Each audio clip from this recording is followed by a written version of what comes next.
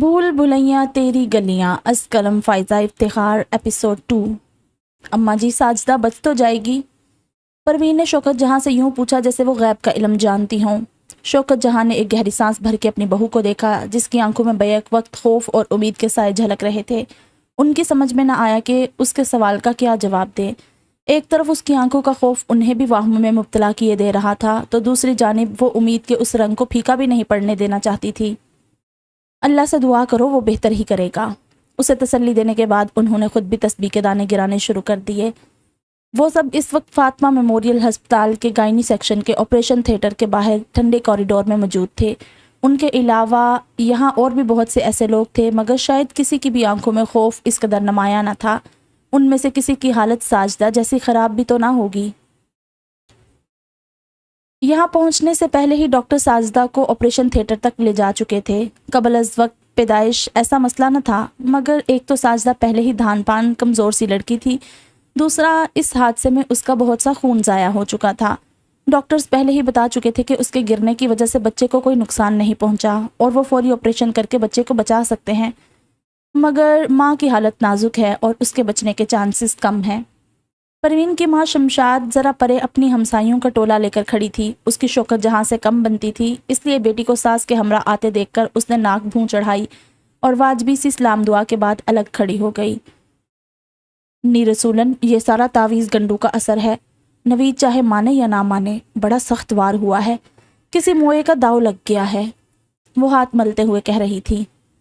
किस पे शक है तुझे शमशाद बहन? रसूलन ने कनखियों से उसकी समदन को देखते हुए पूछा। कोई थोड़े हैं मुझसे जलने वाले, सारे ज़माने को आग ही बड़ी लगी है शमशाद के घर की।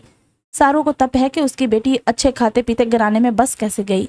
रोज़ लड़ झगड़ कर मेके क्यों नहीं आ बैठती।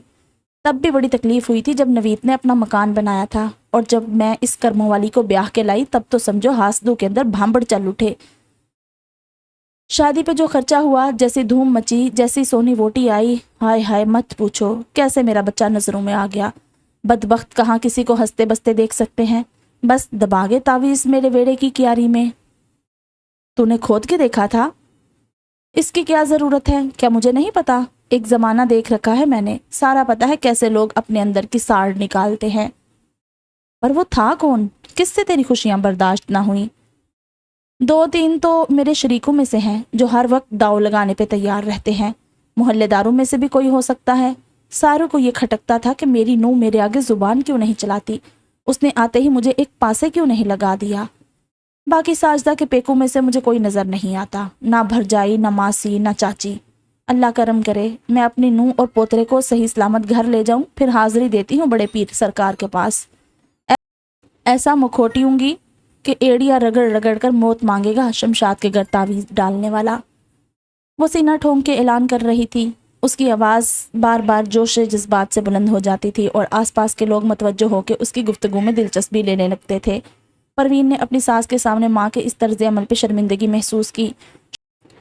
शौकत जहाँ के लिए अंदर ज़िंदगी और मौत की जंग लड़ती औरत एक लिहाज से अजनबी थी, मगर वो आते ही वज़ू करने के बाद अब तक मतवातर नवाफिल पढ़ रही थी, तस्बीह करके दुआएं मांग रही थी।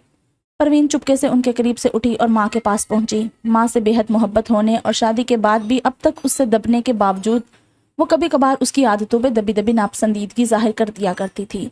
शमशाद बीबी तो हमेशा से ऐसी थी, मगर एक सुलझे हुए घराने की बहू बनने के बाद और ख़ुसूसन शौकत जहाँ जैसी सास के साथ इतने साल गुजारने के बाद परवीन के मिजाज में बहुत तब्दीली आ चुकी थी। अम्मा, ये क्या महफिल सजा रखी है, इधर आके आराम से बैठो, उसने सरगोशी की। जवाबन अम्मा ने अपनी कम आवाज़ रखने का कोई तकल्लुफ़ ना किया। वहाँ किधर आके बैठ जाऊँ, एक तो तू हर जगह नून का नुक्ता साथ लिए फिरती है, उसने कनखियों से तलावत करती शौकत जहाँ को देखकर कहा। एक तो तेरी सास मिनट के लिए तुझे अकेला नहीं छोड़ती, बला की तरह साथ चिमटी रहती है। भला इसको साथ लाने की क्या ज़रूरत थी, इसके बगैर इधर के कौन से काम रुक जाने थे। कमाल करती हो अम्मा, दुनियादारी और ताल्लुकदारी भी तो कोई चीज़ होती है जो मेरी सास को निभाना अच्छी तरह आता है, और मैं जानती हूँ वो किसी वजह से ना आ पाती तब भी तुम्हें ही सबसे पहले एतराज़ होता। एक तो वो मारे मोहब्बत और खलूस के साथ चली आई, उस पर भी बातें बना रही हो। तेरी ज़ुबान नहीं थकती सास के गुन गाते हुए। सारे ज़माने से वक्री लड़की पैदा की है मैंने, औरों की लड़कियां मैके आके माँ से दुख सुख करती हैं, अपनी सास के रोने रोती हैं, ایک یہ شہودی ہے، ساس کے پیچھے ماں سے لڑنے بیٹھ جاتی ہے۔ میں لڑ نہیں رہی، صرف اتنا کہہ رہی ہوں کہ اس طرح راستے کے درمیان کھڑے ہو کر جھمگٹا لگا کر گپے لگانا اس موقع پہ اچھا نہیں لگ رہا۔ بیچاری ساجدہ کی کیا حالت ہے اس بارے میں تو سوچو۔ میری ساس کے پاس نہیں بیٹھنا تو بے شک مت بیٹھو، جا کر بھائی جان نوید کو ہی تسلی دو، دیکھو کیسے رنگ اڑا ہوا ہے ان کا۔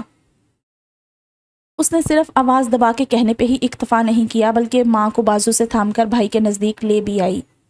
میرا لال، میرا بچہ، تجھے خوشیاں راس نہ آئیں۔ اس نے نوید کا سر سینے سے لگا کر واویلا مچانا شروع کر دیا۔ تلاوت میں مشغول شوکت جہاں نے ذرا کی ذرا آنکھ اٹھا کے ایک ناپسندیدہ نگاہ اس جانب ڈالی اور پھر تعصب سے سر ہلا کے دوبارہ تلاوت کرنے لگی۔ ہائے ہائے، ابھی تیرا گھر بسے وقت ہی کتنا ہوا تھا، حاسدوں سے برداشت نہ ہوا۔ اس کی تان آ جا کے یہیں ٹوٹ جاتی۔ بیچارہ میرا بیٹا کیسے برداشت کرے گا؟ اتنا سا تھا جب باپ کا سایہ اٹھا، گڈیاں اڑانے، کنچے کھیلنے کی عمر میں کام دھندا کرنے لگا۔ لڑکا سا تھا جب بہن کو شان سے بیاہا، گھر بنایا، ساری ذمہ داریاں پوری کر کے جب اپنی گھرستی بسانے کا وقت آیا تو ہائے ہائے قسمت دغا دے گئی۔ پروین کا دل چاہا ایک جھٹکے سے ماں کو بھائی سے الگ کر دے یا اس کے منہ پہ ہاتھ ہی رکھ دے۔ توبہ، دیکھے ہیں ڈرامے اس شمشاد کے۔ اس کی پکی سہیلی نزدیکی ہمسائی رسول نے سریا کے کان میں پھونکا، نری نحوست پھیلا رکھی ہے، کیسی کیسی باتیں کر رہی ہے، یہ نہیں کہ بیٹے کو تسلی دے، الٹا کچھ ہونے سے پہلے ہی اسے ڈرا رہی ہے۔ مجھے تو لگتا ہے جن تعویذ گنڈوں کا رونا یہ رو رہی ہے، یہ ہو نہ ہو اسی نے ساجدہ پہ ڈالے ہوں گے، ورنہ سوچنے کی بات ہے شریک شمشاد کے اور وار اس کے نو پہ کریں گے۔ ان کا بس چلتا تو شمشاد کی ہی نہ گچی مروڑتے، پر یہ ساری حیاتی بھلا کس کے قابو آئی ہے؟ ٹھیک کہتی ہے تو رسولن، بڑی بی بی بچی ہے یہ ساجدہ، کبھی اس کی اونچی آواز نہیں سنی، مگر اس سے بھی شمشاد کو 100 شکایتیں تھی۔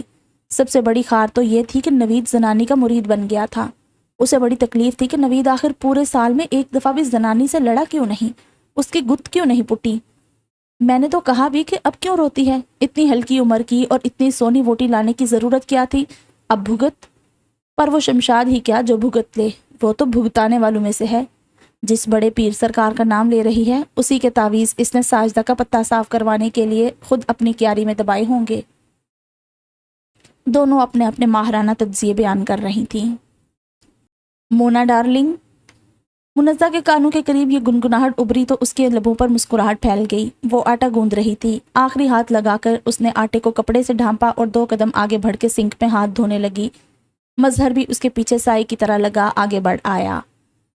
مونا ڈارلنگ، سویٹ ہارٹ، جانے من، وہ مسلسل اس کے کانوں میں سرگوشیاں کر رہا تھا۔ منزہ نے بمشکل اپنی مسکراہٹ دبائی اور پیچھے مڑ کے اسے مصنوعی ناراضی سے دیکھنے لگی۔ پھر وہی حرکت، آپ باز نہیں آئیں گے، پھر اتنی خوبصورت، تم باز نہیں آؤ گی۔ اف کتنا مشکل ہے آپ کو سمجھانا، اف کتنا مشکل ہے تم پر سے نظر ہٹانا۔ اب آپ یہاں سے جائیں گے یا نہیں؟ اب تم میرے پاس آؤ گی یا نہیں؟ شام کے 7 بجنے والے ہیں، مجھے کھانا تیار کرنا ہے، روٹیاں پکانی ہیں، امی کے لیے سوئیاں بنانی ہیں، انہوں نے کھانا کھانے سے منع کیا ہے، ابھی میں کیسے آ سکتی ہوں؟ شام کے 7 بجنے والے ہیں، مجھے تمہیں حال دل بتانا ہے، کچھ تمہارے دل کا سننا ہے، تمہیں یہ بتانا ہے کہ اس گلابی سوٹ میں تم کس قدر خوبصورت لگ رہی ہو، ابھی میں اکیلا کیسے رہ سکتا ہوں؟ وہ مسلسل اسے مسکراتی نظروں سے دیکھتا، اس کی باتیں اسی پر لوٹا رہا تھا اور وہ زچ ہو رہی تھی۔ 2 سال سے زیادہ ہو گئے ہیں یہ بات سمجھاتے ہوئے، مگر مجال ہے جو آپ سمجھ جائیں۔ تنگ آ کر اس نے اپنا منہ پھیر لیا اور سارا غصہ سبزی پہ نکالنے لگی۔ اسے بے دردی سے چھیلتے کاٹتے ہوئے وہ بڑبڑا رہی تھی۔ مظہر سے لاکھ محبت رکھنے اور اس کی محبت پہ نازا رہنے کے باوجود کبھی کبھار وہ اس کی دیوانگی با الفاظ دیگر ڈٹائی سے عاجز آ جایا کرتی تھی۔ کتنی بار کہا ہے کہ امی کو پسند نہیں آپ کا یوں سارے گھر میں میرے پیچھے پیچھے منڈلانا۔ وہ بغیر کسی لحاظ کے سب کے سامنے شروع ہو جاتی ہیں۔ بے شرمی اور بے حیائی کے طعنے سنتے ہوئے اس قدر شرم محسوس ہوتی ہے، مگر آپ باز نہیں آتے، حالانکہ آپ کو اپنے گھر کا ماحول مجھ سے بہتر سمجھنا چاہیے۔ وہ ساس کی شکایتیں کرنے میں حد درجہ محتاط رہا کرتی تھی، مگر کبھی کبھار مظہر اسے برداشت کی حد تک توڑنے پہ مجبور کر دیتا تھا۔ اسے صورتحال کی سنگینی کا احساس کم ہوتا تھا۔ یوں بھی وہ صبح 9 بجے گھر سے نکلتا تو شام 6 ساڑھے 6 بجے لوٹتا۔ جو بھگتنا ہوتا بیچاری منزہ کو ہی بھگتنا پڑتا۔ اگر وہ اس کی مکمل تفصیل کبھی اسے بتا دیتی تب اسے احساس ہوتا، مگر اس احساس کے نتائج خاصے خوفناک نکلتے۔ وہ اپنی حرکتیں تو کیا چھوڑتا اور کیا خاک احتیاط کرتا، البتہ آستین پلٹ کے ماں اور بہن پر ضرور چڑھ دوڑتا، اس کی چہیتی بیوی کی آنکھ میں آنسو لانے کے جرم میں، اور اس سب سے اس کا بڑا جی گھبراتا تھا۔ یوں تو ہفتے میں 2-3 بار بھائی بھائی میں، باپ بیٹے میں، میاں بیوی میں، ماں بیٹے میں، بہن بھائی میں تو میں ہو ہی جایا کرتی تھی۔ چونچے لڑانے کا سارے خاندان کو خبر تھا، مگر کسی تنازع کی وجہ وہ بنے یہ اسے منظور نہ تھا۔ وہ جانتی تھی جب کبھی اس کی لاکھ احتیاط کے باوجود ایسا ہو جاتا ہے تو اس کی ذات کس طرح گھسیٹی جاتی ہے، اس کے مرحوم والدین تک کو نہیں بخشا جاتا۔ اور پھر جس طرح مظہر ماں کے سامنے زبان چلاتا، اپنے آپ کو کوسنے اور بد دعائیں دیتا، وہ دیکھنا بھی اس کے لیے ناقابل برداشت ہوتا۔ اس نے مظہر کے اس روپ کو تو نہیں جانا تھا، وہ تو جس مظہر کی دیوانی تھی وہ ایک سلجھا ہوا، روشن خیال، مہذب، تعلیم یافتہ، نرم خو اور محبت کرنے والا نوجوان تھا۔ تمہیں سارے زمانے کی پرواہ ہوتی ہے سوائے میرے، فلاں کو برا نہ لگ جائے، فلانا ناراض نہ ہو جائے۔ کبھی میرے بارے میں سوچ کر ڈر نہیں لگا کہ کہیں تمہاری اس حرکت پہ میں ناراض نہ ہو جاؤں؟ میں یعنی کہ تمہارا مجازی خدا، تمہارا سرتاج؟ نہیں، کیونکہ میں جانتی ہوں آپ مجھ سے خفا ہو ہی نہیں سکتے۔ اس کے لہجے میں، اس کی پر اعتماد مسکراہٹ میں اور اس کی آنکھوں میں مان ہی مان بھرا تھا، مظہر کی محبت کا مان۔ اور اگر ہو گیا تو سوچ لو، میں نے کہا نا ایسا ہو ہی نہیں سکتا۔ اس نے چولہا جلایا اور دیگچی اوپر چڑھا دی۔ ہو بھی سکتا ہے، اس دنیا میں کچھ بھی ناممکن نہیں۔ آپ مجھے دھمکا رہے ہیں؟ نہیں، ذہنی طور پہ تیار کر رہا ہوں۔ ہو سکتا ہے کبھی میں تم سے اتنا ناراض ہو جاؤں کہ تمہارے 1000 منانے کے باوجود نہ مانوں، عمر بھر کے لیے تم سے منہ پھیر لوں۔ پتہ نہیں وہ واقعی اپنی خفگی کی دھمکیاں دے رہا تھا یا پھر اسے ستانے کی کوشش کر رہا تھا۔ جو بھی تھا، منزہ کو ایک دم اپنا دل ڈوبتے ہوئے محسوس ہوا۔ وہ تڑپ کے پلٹی، ہاتھ میں پکڑا کفگیر دیگچی سے ٹکرایا اور وہ دیگچی جس میں اس نے گرم تیل میں پیاز سرخ ہونے کے لیے چڑھا رکھی تھی، الٹ کے اس کے دائیں بازو پر گری۔ شکر ہے کہ تیل اتنا گرم نہیں تھا کہ اس کے بازو کی نازک جلد جھلس کر رہ جاتی۔ پھر بھی مظہر نے جلدی سے اس کا ہاتھ تھام کے بازو ٹھنڈے پانی کے نل کے نیچے رکھا۔ وہاں ایک گہرا سرخ دھبا نظر آ رہا تھا اور منزہ کی نگاہوں میں بے پناہ درد۔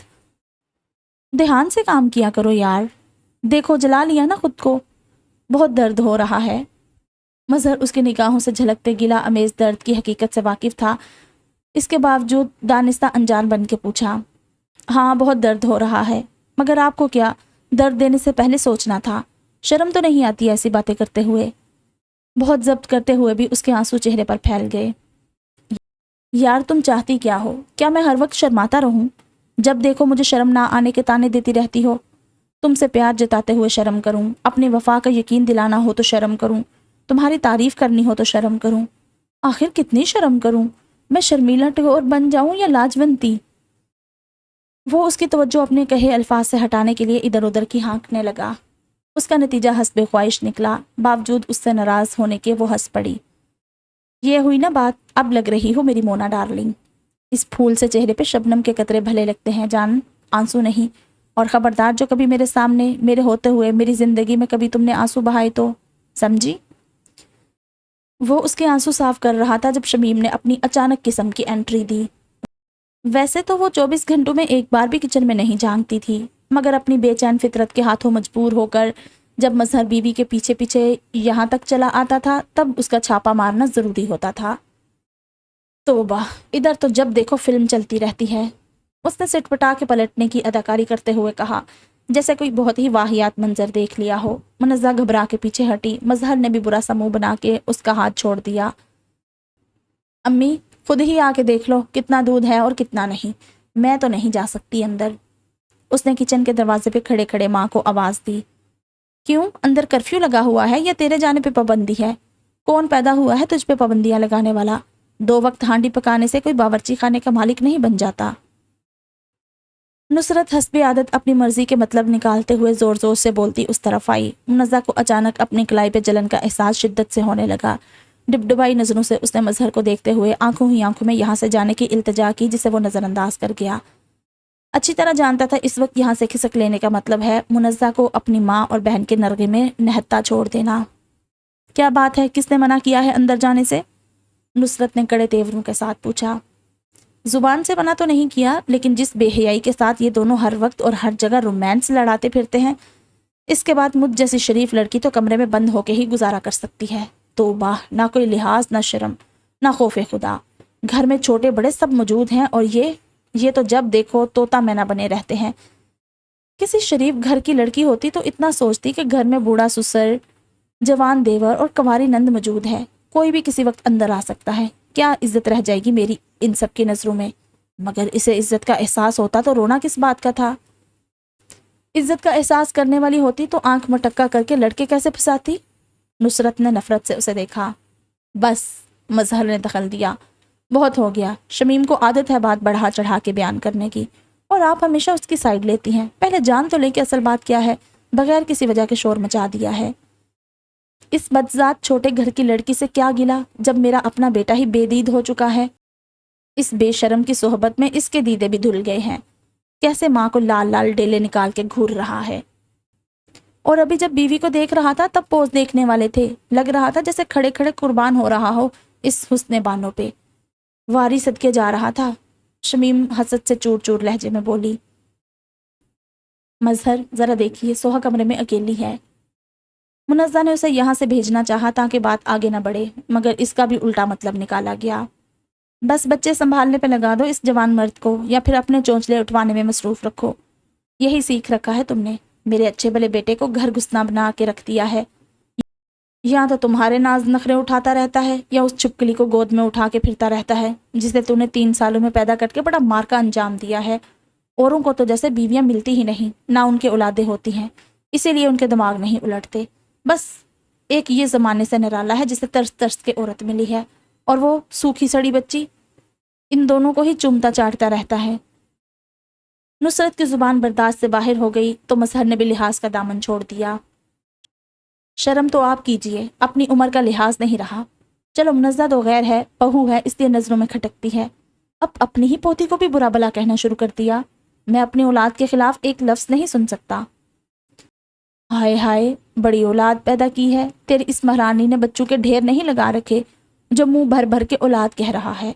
3 سالوں میں ہاتھ بھر کی چھوکری پیدا کی ہے، وہ بھی غلطی سے ہو گئی ہوگی، ورنہ ایسی عورتوں کو گھر بنانے یا خاندان بنانے سے کیا مطلب. یہ تو عیش کرنے دنیا میں آتی ہیں. ایک مرد چاہیے ہوتا ہے انہیں ہر وقت موج مزے کے لیے. نصرت کے تانوں کا رخ آج کل ہمیشہ اسی جانب مڑ جاتا تھا کہ 3 سال کے عرصے میں وہ کوئی بیٹا کیوں نہیں پیدا کر سکی. حد ہوتی ہے بد زبانی کی بھی. ماں کو بد زبان کہہ رہا ہے، بے غیرت. یہ عشق میں اندھا ہو چکا ہے امی، اسے اب غیرت سے کیا مطلب. شمیم نے بڑھاوا دیا. تم اپنی بکواس بند کرو، یہ تم ہو آگ لگانے والی. ایسا کون سا غضب ہو گیا تھا جو امی کو آوازیں دے دے کر تم نے بلا لیا فسادن. وہ بہن کو جاہل عورتوں کی طرح ہاتھ ہلا ہلا کر تانے دینے لگا. منزہ کو اس منظر سے گھن محسوس ہوئی. اس نے اپنا رخ تبدیل کر لیا اور اس سارے جھگڑے سے لا تعلق نظر آنے کی کوشش کرتے ہوئے دوبارہ سے پیاز کاٹ کر ہنڈیا چڑھانے لگی. میں فسادن ہوں، آگ لگاتی ہوں؟ آگ تو تمہاری اس معشوقہ کو لگی ہوئی ہے. دیکھو امی کہہ رہا ہے، ایسا کیا غضب ہو گیا ہے. اس کے لیے تو یہ کوئی بات ہی نہیں. اور مجھ سے پوچھو کیسے پیروں تلے زمین کھسک گئی تھی انہیں اس حالت میں دیکھ کر. منزہ کو اپنا آپ پستی کی گہرائیوں میں گرتا محسوس ہوا. اس نے اس سختی سے لب دانتوں تلے دبائے کہ وہاں سے خون رسنے لگا. اور کیا میری معصوم حیادار بچی، تم لوگوں کو یہ عاشقی معشوقی والے کھیل کھیلنے ہوتے ہیں تو اپنے کمرے میں جا کے کھیلا کرو اپنی بیٹی کے سامنے. اس کو برباد کرو. میری بچی کا دماغ کیوں خراب کرتے ہو. مظہر تجھے اتنا خیال نہیں آتا کہ کنواری جوان بہن کے سامنے. توبہ توبہ، اس شرموں والی کا کیا حال ہوا ہوگا. منزہ کا جی چاہا وہ چیخ چیخ کر ماں اور بھائی کو اس شرموں والی کنواری کے کرتوت بتائے. سارا دن بند کمرے میں وہ سی ڈی پلیئر پہ کیا کچھ دیکھتی ہے، لمبی دوپہروں میں ٹیلی فون پہ کون سی دوستیاں نبھاتی ہے، سب کچھ بتائے، مگر وہ نہ ایسا کر سکتی تھی نہ کرنے کی ہمت پاتی تھی. بات کا بتنگڑ بنانا کوئی اس شمیم سے سیکھے. یہی کرتوت تو اس کا گھر نہیں بسنے دے رہے. پتہ نہیں کب جان چھوٹے گی اس بلا سے. مظہر اسے خونخوار نظروں سے گھورتا کچن سے نکل گیا اور وہ سینے پہ دوہتر مارتی اونچی آواز میں روتے ہوئے ماں سے لپٹ گئی. دیکھا امی کیا کچھ کہا مظہر نے. یہ میرا چھوٹا بھائی ہے جسے میں نے گودوں کھلایا ہے، لاڈ اٹھائے ہیں. جذبات میں وہ اتنا سب کہہ گئی، ورنہ اول تو وہ کسی کے سامنے آسانی سے تسلیم نہ کرتی تھی کہ وہ مظہر سے عمر میں بڑی ہے، اور جو لوگ جانتے تھے انہیں بڑے آرام سے جھٹلا دیا کرتی کہ کوئی خاص فرق نہیں، اوپر تلے کے ہیں ہم دونوں. آج یہی مجھے تانا دے رہا ہے، گھر نہ بسنے کی بد دعائیں دے رہا ہے، مجھ سے چھٹکارا پانا چاہتا ہے. تو کیوں دل پہ لیتی ہے، وہ تو اندھا ہو چکا ہے اس کے عشق میں. نصرت نے بلا تکلف موٹی سی گالی دی۔ منزہ سلیب پہ گرا تیل صابن لگے کپڑے سے صاف کرتی رہی۔ اس نے بے حسی کا فن نیا نیا سیکھا تھا اور آج کل وہ اسی کی کڑی پریکٹس کرتی رہتی تھی۔ بہن کو شادی نہ ہونے کا تانا تو دے دیا بغیرت نے، مگر یہ نہ سوچا کہ یہ اس کی شرافت ہے۔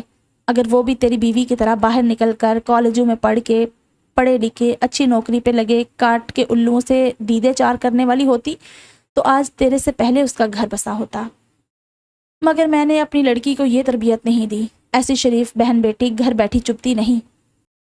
وہ ایسی ہوتی ہیں جنہوں نے زمانے میں تھرتھلی مچا رکھی ہوتی ہے اپنے کرتوتوں سے، اور جن کے گھر والے بدنامی کے خوف سے انہیں چار کپڑوں میں رخصت کر ڈالتے ہیں۔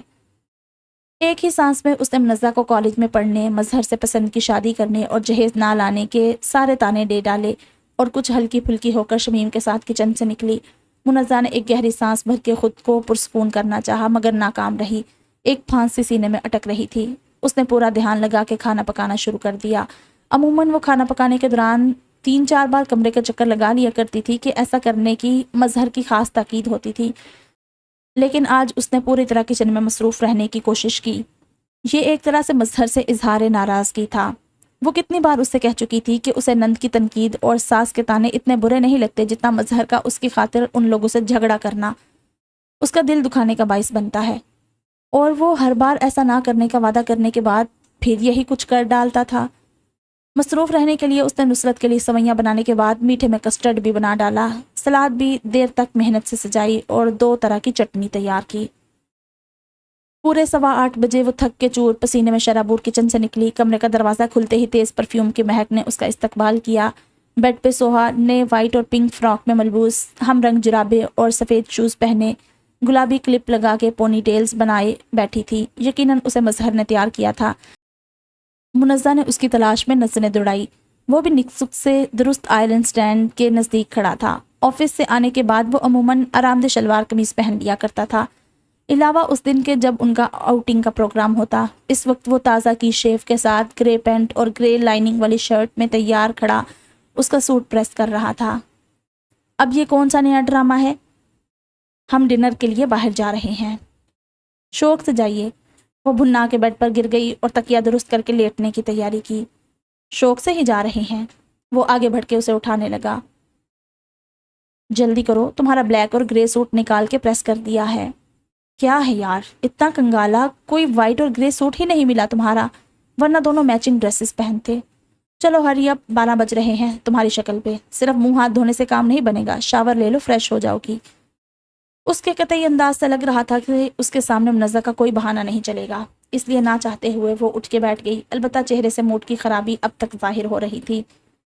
اگر باہر ڈنر کا موڈ تھا تو کم از کم مجھے بتا تو دیتے، میں اتنا اہتمام نہ کرتی۔ جو امی نے کہا تھا بس اتنا کرتی۔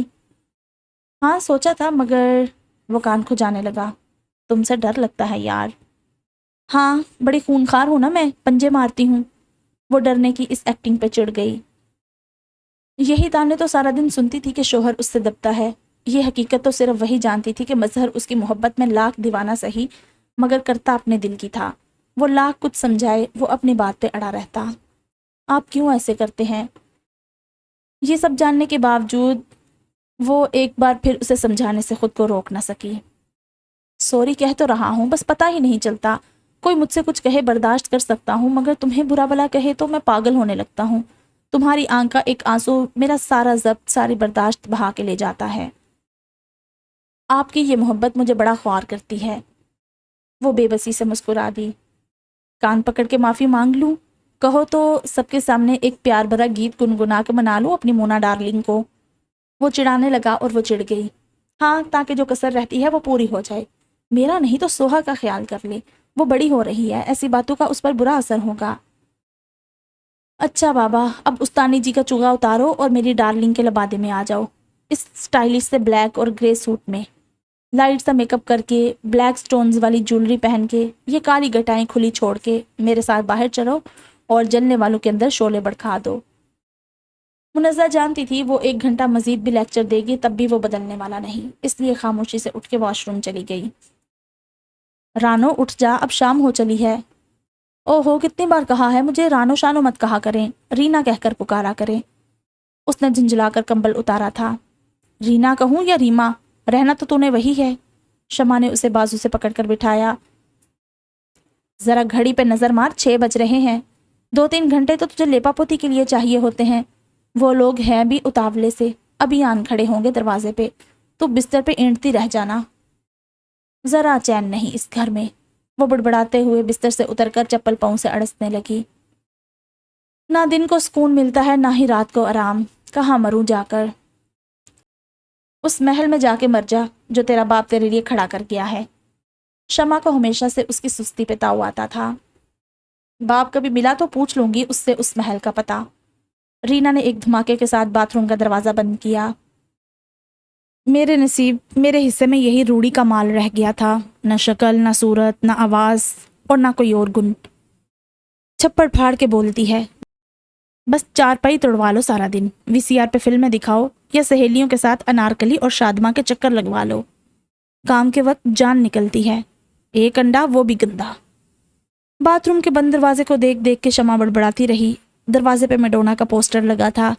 کمرے کی دیگر دیواروں پہ بھی کئی پوسٹرز لگے تھے، مشہور فلمی ہیروئنوں کے، ماڈلز کے۔ ڈریسنگ ٹیبل پہ میک اپ کے سامان کا ڈھیر لگا تھا اور اسی حساب سے گرد کا بھی ڈھیر۔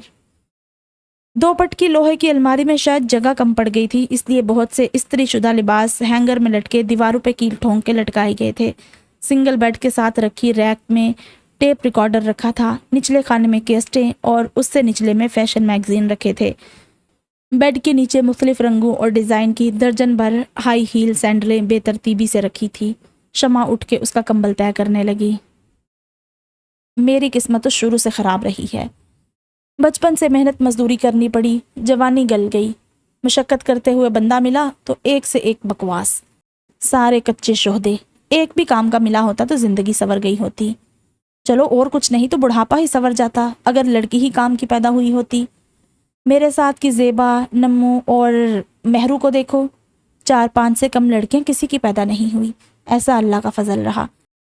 4-5 میں سے 2-3 اچھے نگ تو نکل ہی آتے ہیں، اور نمو کی تو 4 کی 4 جیسے چھانٹی کا مال۔ گاڑیاں کھڑی رہتی ہیں اس کے دروازے کے سامنے، اور ہمارے سائیکلوں رکشوں والے سارے مفت خورے، 500,000 کی عیاشی کرنے والے۔ مصیبتوں سے یہ ایک پارٹی ہاتھ لگی ہے، اور اس پہ بھی رانوں کے نخرے، بیٹھ کے کھانا پسند ہے اسے۔ ارے شریف زادیوں والے لچھن۔ کمرہ ٹھیک حالت میں لاتے لاتے پتہ نہیں کب تک اس کی بڑبڑاہٹ جاری رہتی کہ برابر کے کمرے میں رکھے ٹیلی فون کی گھنٹی پہ اسے باہر نکلنا پڑا۔ جب فون سن کر دوبارہ کمرے میں آئی تو رینا باتھ روم سے آ چکی تھی اور اب ڈریسنگ ٹیبل کے سامنے کھڑی تھی۔ جھپ تو اچھی ہے، سانچے میں ڈھلا جسم ہے۔ پیچھے سے اس کا عکس اور سراپا جانتے ہوئے شمع نے ناکدانہ انداز میں سوچا، اصغر کا فون آیا تھا، آ جانے کا کہہ رہا تھا، مگر میں نے منع کر دیا کہ رانو کی طبیعت ٹھیک نہیں، کل آنا۔ کل کیوں؟ 2-4 دن کے لیے ٹال دینا تھا۔ رینا نے اصغر کے نام پہ ناک چڑھائی۔ اس کی ماں کی رائے اس کے بارے میں جو بھی رہی ہو، اس کا ذوق اور پسند اس کی نظر میں خاصے بلند تھے۔ اصغر جیسا گاؤدی، واجبی سی شکل و صورت اور معمولی تعلیم یافتہ لڑکا اس کی نظروں میں جچتا نہ تھا، جسے نہ بات کرنے کی تمیز تھی، نہ عشق جھاڑنے کا سلیقہ۔ تعریف بھی کرتا تو اس انداز میں کہ رینا کا دل اسے کس کے تماچا مارنے کو کرتا۔ کس لیے ٹال دیتی؟ رزق کی دشمن، پہلے کون سا لائنیں لگی رہتی ہیں تیرے عاشقوں کی جو میں اسے بھی چلتا کروں؟ زہر لگتا ہے مجھے، الو۔ یہ الو ہی ہمارے دانے پانی کا وسیلہ بنتے ہیں، کسی سیانے کو کیا پڑی ہے جو ادھر وقت ضائع کرے؟ اس نے دبے الفاظ میں اسے اس کی کم مائگی کا احساس دلانا چاہا۔ وہ خود اپنے وقت کی کتالہ تھی۔ اب بھی جسم ضرور بھاری ہو کے ڈل گیا تھا، مگر رنگ روپ وہی تھا، سرخ و سفید، چمکدار اور بڑی بڑی شربتی آنکھیں، بھورے لمبے بال جو اب اتنے گھنے نہ رہے تھے، اور ڈائی افورڈ نہ کر سکنے کی وجہ سے مہندی سے بار بار رنگنے کے بعد ان کا شہد رنگ بھی کہیں چھپ گیا تھا۔ پھر بھی اپنے آگے اسے اپنی ہی اولاد بھی نہ جچتی تھی۔ رینا، جس کا اصل نام تو زرینہ تھا اور جو ماں کے لیے رانو تھی، مگر خود کو وہ رینا کہلانا پسند کرتی تھی۔ کوئی بہت گئی گزری صورت والی لڑکی بھی نہ تھی۔ ہاں، ماں کی طرح رنگ اتنا گورا نہ تھا، بچپن میں تو اچھا خاصا پکا رنگ تھا، لڑکپن اور پھر جوانی آتے آتے شمع نے مختلف ٹوٹکوں کے ذریعے خاصا صاف کر دیا تھا۔ نقش تیکھے تھے اور ساملے چہرے کے نمک کے ساتھ اور بھی کٹیلے لگنے لگتے تھے، مگر کوئی بھی نقش اپنی جگہ بے مثال نہ تھا، نہ آنکھیں شربتی، نہ نیلی، نہ جھیل سی، لب نہ کٹاؤ دار، نہ گلاب کی پنکھڑی سے، نہ رخساروں پہ گہرے بھمر بنتے تھے، نہ ہی مسکراہٹ کوئی بہت گدگدانے یا دل لبانے والی تھی۔ پہننے اوڑھنے کا سلیقہ تھا، वैसे तो 10 जमातें पढ़ रखी थी, मगर डाइजेस्ट और नावल पढ़ने का चस्का था, इसलिए बातें भी अच्छी कर लिया करती थी। इशार सैकड़ों के हिसाब से याद थे। गुफ्तगू में बर वक्त टांक दिया करती तो ज़ोक की दाद भी वसूलती, मगर ऐसे आला ज़ोक पुरस्कार मिलते कब थे। यहाँ तो ठुमकों पे दाद देने वाले जमा होते और लाख तरबियत लेने के बावजूद रक्स के मामले में वो फिसटी थी। आवाज़ भी सुनू से न आशना थी, इसलिए शमा की नज़रों में वो वाकई उसका गंदा अंडा थी। मुझे तो असगर में कोई बुराई नज़र नहीं आती, बल्कि पिछले 3 सालों में तेरा ऐसा कोई दीवाना मुझे नज़र ना आया। पता नहीं किस अदा पे मर मिटा है। तो सबसे बड़ी नाशुक्री होगी अगर उसको हाथ से जाने दिया। मुझे उसकी सूरत देख के खार चढ़ती है, उसकी बातें सुन के मेरा पारा हाई हो जाता है। हमें किसी की सूरत और बातों से क्या लेना देना? सूरत और बातें तो हमारी बिकती हैं। हमारा मतलब सिर्फ उसकी जेब से होना चाहिए, और असगर की सिर्फ जेब ही नहीं भरी होती, बल्कि उसमें इतना हौसला भी है कि वो जेब में हाथ डाल के हज़ारों रुपया तुझ पे लुटा सके। और तुझे क्या चाहिए? अब मैं क्या बताऊं कि मुझे क्या चाहिए? कोई नहीं समझेगा। वो बालों में हेयर ब्रश फेरती सोच रही थी, और उसके जहन के पर्दे पे एक शबी उभर रही थी। ये शबी उस सजीले नौजवान की थी जिससे वो परसों की पार्टी में मिली थी। बहुत हाथ पैर मारने के बाद शमा ने उसे इस फंक्शन में काम दिलवाया था। किसी की प्रमोशन की खुशी में दी जाने वाली पार्टी थी, खालिस मर्दाना महफिल, इसलिए रक्सो सरूर का एहतमाम भी किया गया। बुक की जाने वाली 4 लड़कियों में से एक वो भी थी। जदीद अंदाज के सिले ब्लैक नेट के उस सूट में जो जितना छुपा रहा था उतना अयां कर रहा था। वो माँ की हिदायतों को गिरा से बांधे गई तो शिकार की नीयत से थी, मगर खुद शिकार हो गई थी।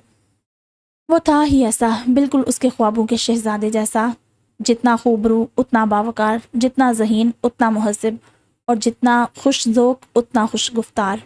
उसकी नज़रें वहाँ मौजूद बाकी मर्दों की तरह भूखी और ललचाई हुई नहीं थी। वो उनकी तरह ओछे मजाक और छछोरी हरकतें नहीं कर रहा था, वरना उस महफिल में बहुत से ऐसे आला सरकारी अफसरान थे, सोसाइटी के काबिल इज़्ज़त बिजनेसमैन थे, जो अपनी शख्सियत पे चढ़ा वकार और शाइस्तगी का पर्दा उन 4 कड़कती बिजलियों को देखते ही तार तार करके फेंक चुके थे। हर बहाने से उनके साथ छेड़छाड़ और फहश कलामी हो रही थी। ऐसे में उसे चंद मिनट ही सही, मगर उस नौजवान से बातें करके अच्छा लगा, और यकीनन उसे भी अच्छा लगा। तभी तो जाते हुए उसने कहा था, रीना आप मुख्तलिफ है, इन तीनों से बहुत मुख्तलिफ, बल्कि मुनफरिद, और इनफरादियत मेरी कमज़ोरी है।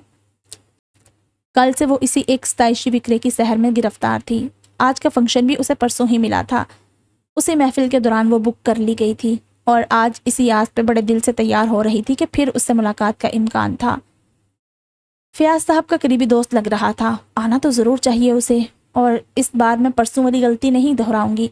उसका फ़ोन नंबर ज़रूर लूँगी, और यहाँ आने की दावत नहीं, यहाँ नहीं, मेरी माँ से मिलके उस पर क्या खाक अच्छा असर पड़ेगा। मैं उसके ज़ोक इनफरादियत को ठेस नहीं पहुँचाना चाहती। गाड़ी आ गई है रानो। वाह, ड्राइवर के टोर ही देखने वाले हैं। माँ की बात पे वो किलस के रह गई। बस आपकी उड़ान इन ड्राइवरों तक ही महदूद रही। तू तो लंबी उड़ारी मारेगी, कोई गवर्नर कोई वज़ीर फंसा ले। शमा ने जल के ताना दिया। उसकी उम्मीदें रंग लाई थी। वो आज की पार्टी में भी मौजूद था। आपने तो कहा था आप ऐसी महफिलों में कम कम ही शिरकत करते हैं, फिर क्या वजह है कि आज भी? बड़ी अदा के साथ मुस्कुराते हुए उसने शुस्ता लबो लहजे के साथ कहा। कमाल की अदाकारा थी वो। अपने कोठे से उतरते ही उसकी जून तब्दील हो जाया करती थी। वहाँ अपनी माँ और अपने कबील की दीगर से बातचीत करते हुए वो वही टिपिकल बाजारी ज़ुबान इस्तेमाल करती, मगर वहाँ से निकलते ही वो रानों से रीना बन जाने में देर नहीं करती थी।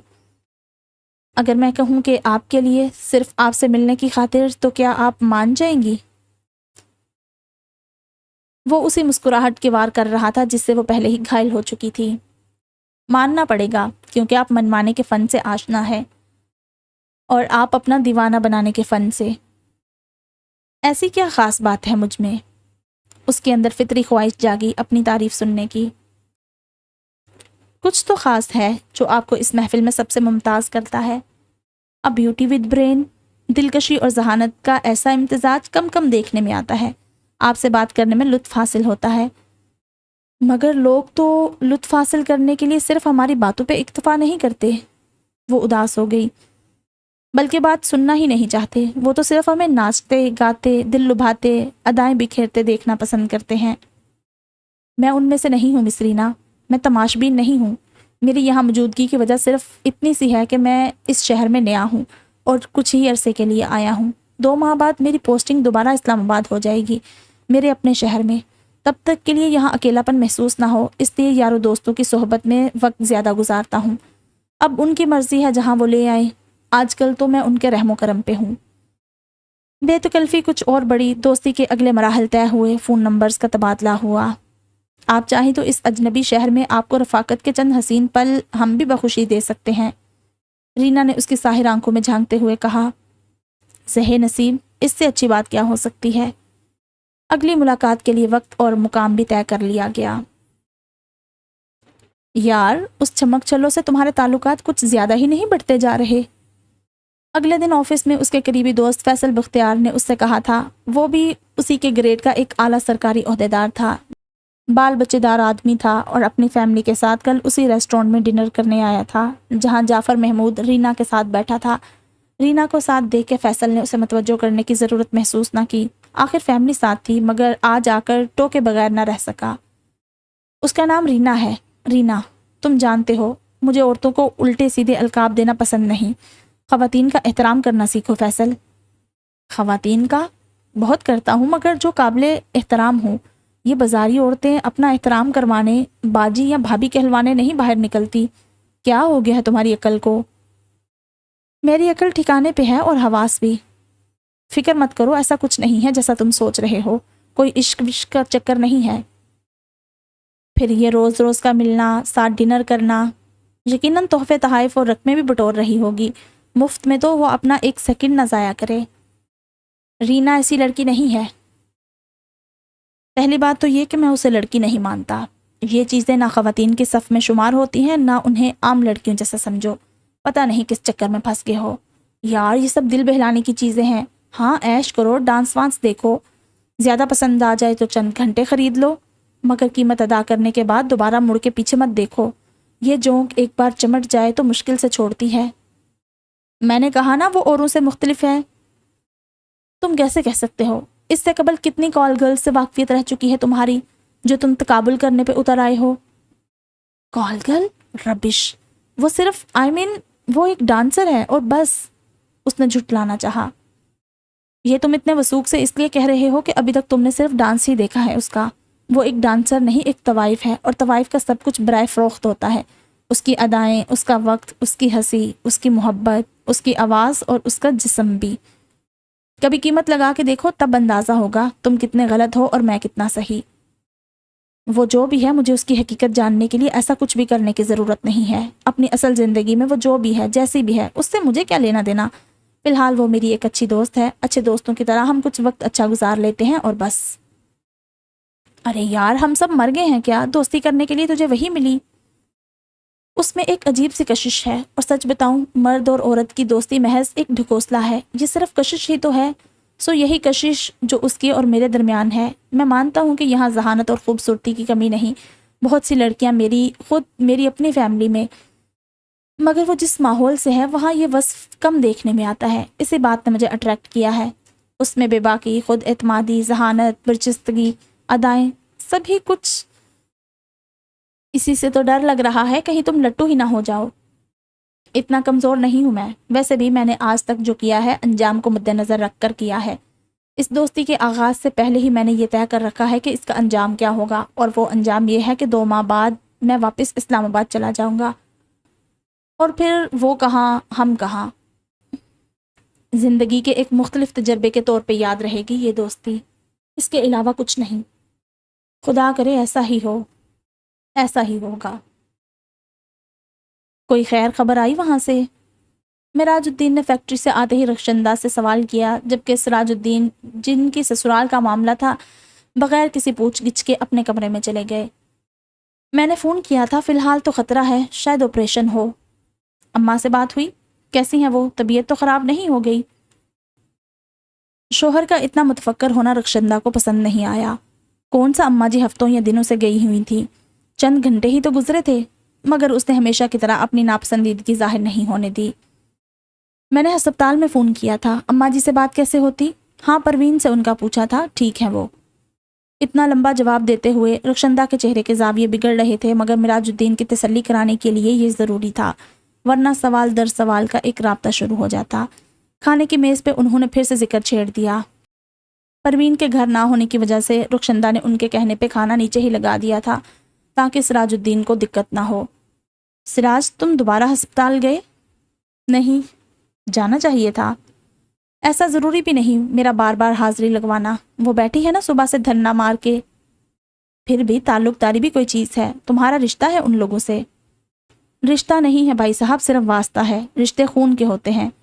سراج الدین نے ہڈی بمبوڑتے ہوئے اپنا فلسفہ بیان کیا۔ یہ کیا بات ہوئی؟ اس طرح تو میاں بیوی کا رشتہ بھی کوئی رشتہ نہ ہوا، خون کا تعلق جو نہیں ہوتا۔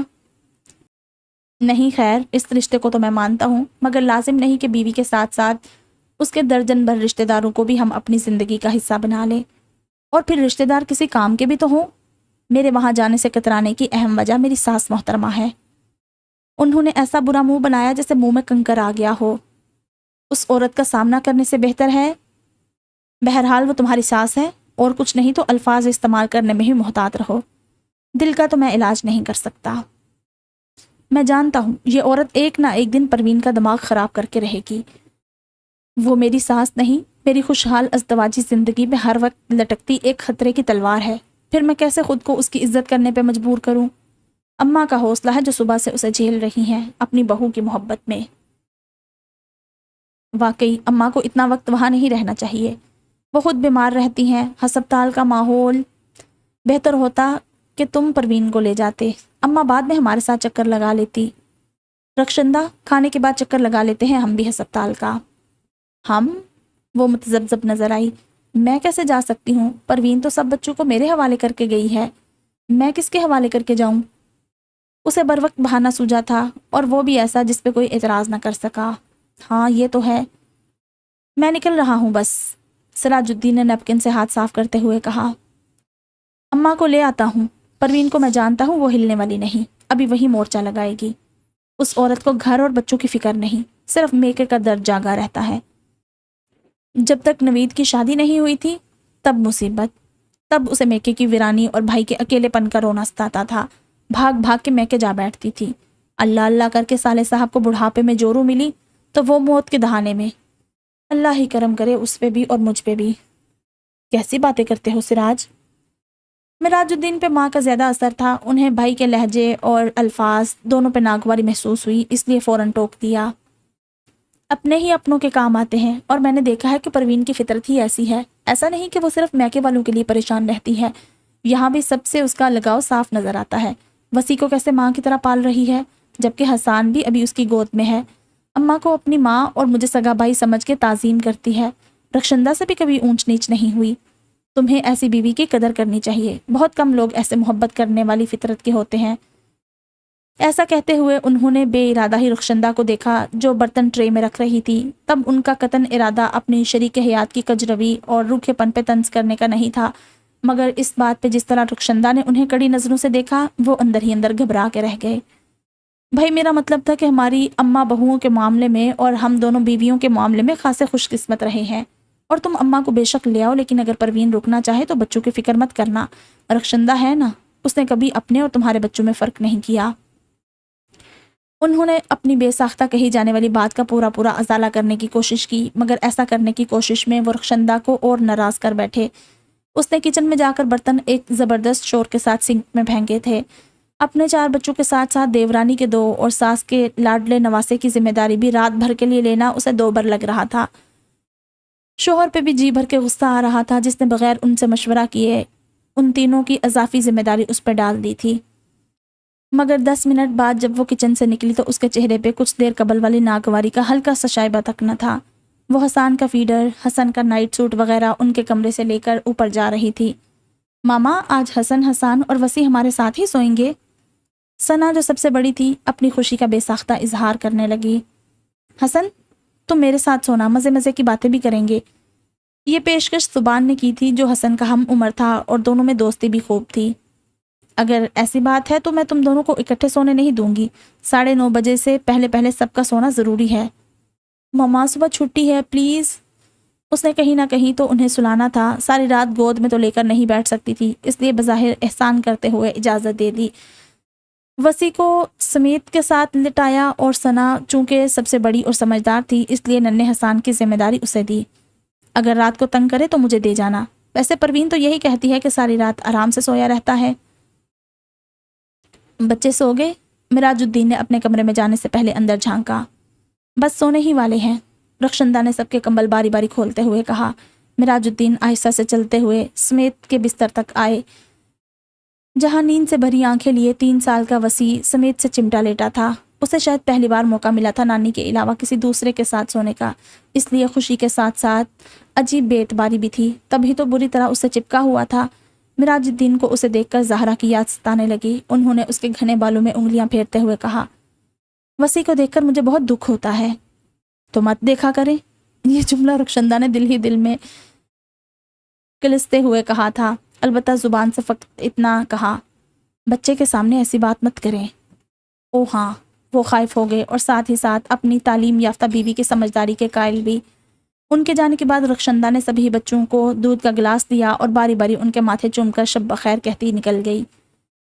مامی نے مجھے پیار نہیں کیا۔ سمیت کو پیار کرتے دیکھ کر وسیع جو تکیے پر سر رکھے لیٹ چکا تھا بڑے اشتیاق سے اپنی باری لینے اٹھا تھا، مگر تب تک رخشندہ آگے بڑھ کے ثنا کے بستر تک پہنچ چکی تھی۔ حسن بڑا تھا، وہ شاید ماں اور تائی کے فرق کو پہچانتا تھا، اس لیے اس نے رخشندہ کو سبحان کا پیار کرنا اور اس کو نہ کرنا اتنا محسوس نہیں کیا۔ حسان سو چکا تھا، صرف وہی تھا جس کا ننھا سا ذہن اس سوال میں الجھا ہوا تھا۔ اس کے ساتھ ہی اسے نانوں کی نرم گرم سی آغوش بے تحاشا یاد آنے لگی۔ اس نے نائٹ بلب کی روشنی میں سمیت کو دیکھا جو گہری نیند میں جا چکا تھا۔ اسے خوف کا احساس اور بھی ستانے لگا۔ ثنا آپی، وہ دبی آواز میں اسے پکارنے لگا۔ ہاں کیا بات ہے؟ وہ بھی شاید غنودگی کے زیر اثر تھی۔ ثنا آپی، ڈر لگ رہا ہے۔ سو جاؤ آرام سے وسیع، ڈر کیسا، سب ہی ہیں کمرے میں، دیکھو حسان تم سے چھوٹا ہے مگر کتنا بہادر ہے، اس کے پاس آپ ہیں۔ آپی میں بھی آپ کے پاس آ جاؤں؟ یہاں اتنی جگہ؟ اچھا بھائی آ جاؤ، ڈر لگتا ہے، اندھیرا ہے، آپی آپ لے جاؤ، گودی اٹھا کے لے جاؤ۔ 9 سالہ ثنا اسے بمشکل گود میں اٹھا کے لائی، حسان کو پرے سرکا کے جگہ بنائی اور ان دونوں کے درمیان پھنس کے لیٹ گئی۔ مبارک ہو، بیٹی ہوئی ہے۔ آپریشن تھیٹر سے 1.5 گھنٹے کی جان لیوا انتظار کے بعد ایک نرس بڑے اجلت بھرے انداز میں نکلی تھی اور نوید مراد کو اطلاع دے کر اسی اجلت بھرے انداز میں دوبارہ اندر چلی گئی تھی۔ نرس وہ بات سنے، وہ ساجدہ کے بارے میں پوچھنا چاہتا تھا مگر دروازہ دوبارہ بند ہو چکا تھا۔ مبارک ہو پروین، شوکت جہاں نے سب سے پہلے اپنا فرض نبھایا۔ خیر مبارک اماں، اصل مبارک موقع تو وہ ہوگا جب اس بچی کی ماں جیتی جاگتی اپنی اولاد کو گود میں لیے ہمارے سامنے ہوگی۔ پروین نے اپنے آنسو پونچھے، اسے نرس کے انداز سے گھبراہٹ محسوس ہو رہی تھی اور وہ بے ساختہ در آنے والے اندیشوں کو شد و مدد سے جٹلا رہی تھی۔ لڑکی ہوئی ہے؟ شمشاد بھی قریب آ گئی، وہ اپنی کسی رشتہ دار خاتون کے ساتھ الگ سر جوڑے بیٹھی تھی۔ ساجدہ کا کیا بتایا ہے؟ ابھی تک تو کچھ نہیں بتایا اماں، نوید مراد نے مایوسی سے جواب دیا۔ اس کا دل لمحہ بلمحہ ڈوبتا جا رہا تھا۔ بیٹی کی پیدائش نے بھی اس کے اندر خوشی کا کوئی احساس پیدا نہیں کیا تھا۔ وہ صرف بس ایک بار یہ سننا چاہتا تھا کہ ساجدہ اب خیریت سے ہے۔ چلو اللہ بہتر کرے گا، شمشاد نے بڑی سی جمائی لے کر کہا۔ اسے نیند پہ قابو پانا مشکل لگ رہا تھا۔ ٹھیک ہی ہوگی، آخر لڑکی بھی تو اللہ کے فضل سے ٹھیک ٹھاک ہی پیدا کی ہے۔ اس کے بعد وہ شوکت جہاں کے نزدیک بیٹھ کر سنانے لگی۔ ویسے تو ہمارے ہاں پلوٹی کے لڑکے پیدا ہونے کا رواج ہے، پھر بھی چلو اللہ کی مرضی، میرا بھی پہلا لڑکا ہوا اور خیر سے میری پروین کے دونوں ہی لڑکے۔ اللہ کی قدرت کسی رواج کو نہیں مانتی بہن، انہوں نے متانت سے جواب دیا۔ لڑکا ہو یا لڑکی سب اللہ کی دین ہے، کوئی رحمت تو کوئی برکت کا باعث بنتا ہے۔ بس دعا کیجئے زندگی والی قسمت والی ہو، اپنی ماں کی صحت کا وسیلہ بنے، اللہ اس ننھی سی جان کے صدقے اس کی ماں کو زندگی دے دے۔ آمین، پروین نے صدقے دل سے کہا تھا۔ اسے اپنی بہاوت ساجدہ ویسے بھی بہت پسند تھی۔ اس کی ماں کے ساتھ گزارا کرنا بڑے دل گردے کا کام تھا، مگر وہ ہمہ وقت مسکراتی ملتی، اور تو اور اس کا سنجیدہ فطرت بھائی اس کے لبوں پہ بھی اب مسکراہٹ رہنے لگی تھی۔ ساجدہ بی بی کے ساتھ کون ہے؟ ڈاکٹر اپنا اوورال بازو پر ڈالے پشمردہ چہرے کے ساتھ آپریشن تھیٹر سے نکلی۔ جی میں شوہر ہوں اس کا۔ نوید مراد دھڑکتے دل کے ساتھ آگے بڑھا۔ ہمیں افسوس ہے ہم آپ کی بیوی کو نہیں بچا سکے، وہ بہت کمزور تھی اور چوٹیں شدید نوعیت کی تھی، خون کی کمی ان کا جسم برداشت نہیں کر سکا۔ ہم نے کوشش تو بہت کی، مگر ویسے وہ بچ بھی جاتی تو ان کا دماغ متاثر ہو چکا تھا، شاید ایک طویل عرصے کے لیے کومے میں چلی جاتی۔ وہ پوری وضاحت کے ساتھ بتا رہی تھی، مگر نوید مراد تو ڈاکٹر کے پہلے ہی فکرے پہ چکرا کے رہ گیا تھا۔ فضا میں اگربتیوں اور مرجھائے ہوئے پھولوں کی باسی مہک پھیلی ہوئی تھی، پھر اس خوشبو پہ دیگ میں پکے پکوانوں کی خوشبو حاوی ہونے لگی۔ پروین، تو اپنا اور باجی جی کا کھانا ادھر کمرے میں ہی لگوا لے، دیگ کھل گئی ہے، میں باہر صحن اور برآمدے میں برادری اور محلے کی عورتوں کو دیکھتی ہوں، شمشاد نے اندر آ کر کہا۔ نہیں پروین بیٹا، میرے لیے تکلیف نہ کرنا، شوکت جہاں نے نرمی سے منع کرنا چاہا، انہیں مرگ والے گھر میں کھانا کھانا ہمیشہ بھاری لگتا تھا، اور یہ تو موت بھی جواں جہاں ساجدہ کی تھی، جو چند منٹ کی بچی کو اکیلا چھوڑ کر چلی گئی تھی۔ ابھی اس نے دنیا میں دیکھا ہی کیا تھا؟ غریب گھر کی یتیم صابر بچی، جس نے شادی کے بعد ابھی تو خوشیوں کا ذائقہ چکھا تھا، ابھی تو اس کا دل آسودگی سے آشنا ہوا تھا، اور اتنی جلدی اس کی زندگی نے ساتھ چھوڑ دیا۔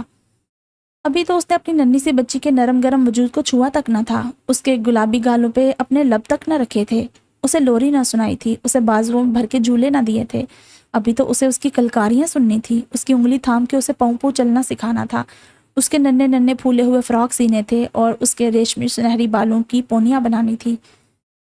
مگر وہ تو یہ تک نہ جانتی تھی کہ اس کی گڑیا کے بال بالکل سورج کی کرنوں جیسے سنہری ہیں، اور تو اور اس بات سے بھی بے خبر تھی کہ درد اور تکلیف کے جس سفر سے گزر کر وہ اس دوسرے جہاں میں پہنچی ہے، اس سفر میں وہ ایک بچی کو پیچھے چھوڑ آئی ہے۔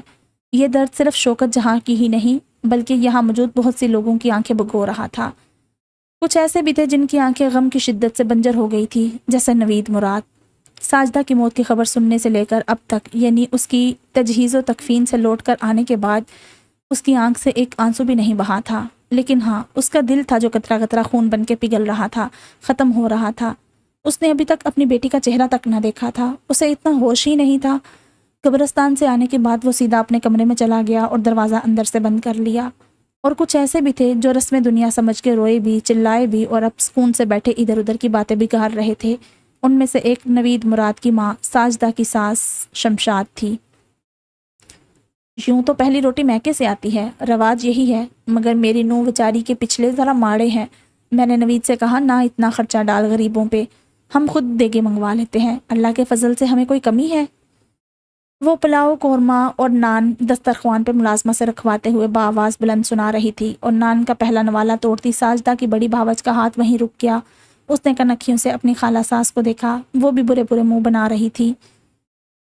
اور دیکھنا بھرجائی، اب شمشاد اپنی کسی دور کی بھابھی کے پاس بیٹھتے ہوئے قدرے کم آواز میں کہہ رہی تھی، مگر یہ آواز اتنی بہرحال ضرور تھی کہ 10-15 لوگوں تک آسانی سے پہنچ جائے۔ وہ ایک آدھ دیگ بھجوا بھی دیتے تو کیا ہوتا، الٹا برادری میں ہماری ناک کٹتی، ہمارے سارے رشتہ دار دوسرے شہروں پنڈوں سے آنے والے، اس کے علاوہ بھی ہم لوگ اپنے گھر آئے کسی بندے کو بغیر روٹی کھلائے واپس نہیں جانے دیتے۔ اتنے بندوں کی روٹی یہ کیا بھیجتے بھی تو کوئی شوربے والا سالن یا چنوں والے چاول۔ میری جوان نو مری ہے، میں لوگوں کو چنے والے چاول کھلاؤں گی؟ کوئی عزت ہے اس میں؟ دیکھو یہ 2 دیگیں مرغی کے قورمے کی، 1 دیگ بکرے کے گوشت کی پلاؤ کی، یہ 150-200 روگنی نان، یہ ان لوگوں کو وارے کھاتا تھا؟ مگر نہ جی، کوئی احسان نہیں مانتا، ان چھوٹے لوگوں کی اکڑ ہی بڑی ہوتی ہے۔ دیکھو ذرا، ایک نوالا نہیں توڑا اب تک، اتنا ہی نخرا تھا تو پلیٹیں بھر کے اپنے سامنے رکھنے کی لوڑ کیا تھی؟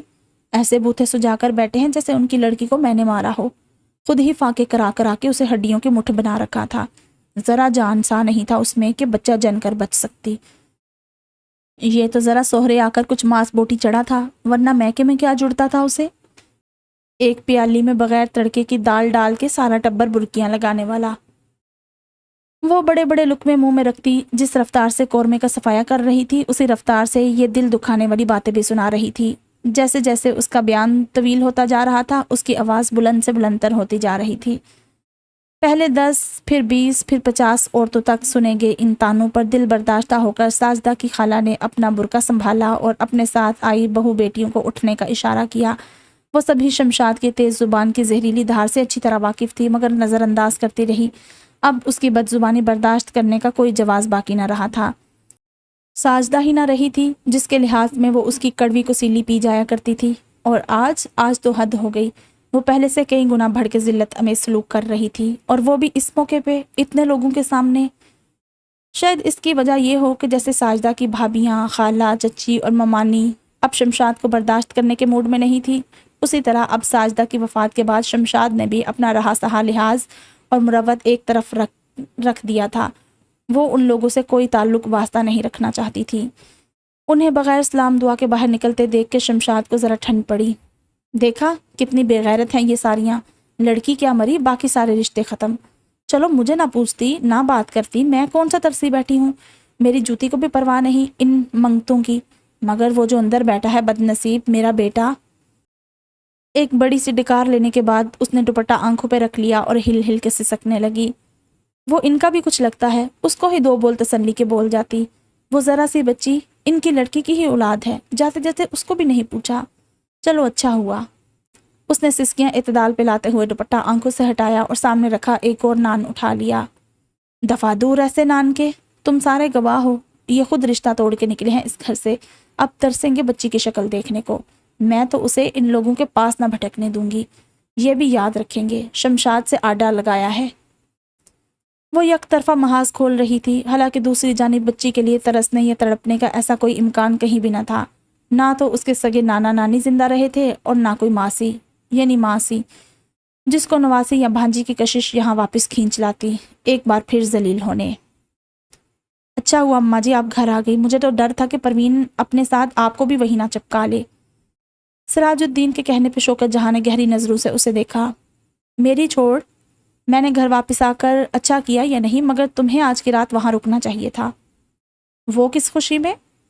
اس نامعقول قسم کے سوال پر انہیں غصہ ہی تو آ گیا۔ خوشی؟ کیا وہاں خوشیاں منائی جا رہی ہیں؟ بیوقوف انسان، مرگ ہوئی ہے وہاں تمہاری بیوی کی بھابھی کی، تمہارا بڑا سالہ ہے وہ انسان جس کی زندگی کو اتنا بڑا دھچکا لگا ہے۔ خوشی میں تم بھلے نہ رکتے، غم میں ایسی باتوں کا دھیان رکھنا پڑتا ہے، اسی دنیا کے رہنے والے ہیں ہم بھی، تم بھی، اور وہ لوگ بھی جو ایسی کوتاہیوں پہ سو سو باتیں بناتے ہیں۔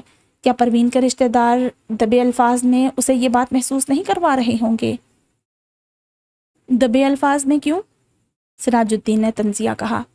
ایسے مہذب نہیں ہیں وہ، منہ پھاڑ پھاڑ کے جتا رہے ہوں گے، اللہ موقع دے ان لوگوں کو زبان کے زنگ اتارنے کا۔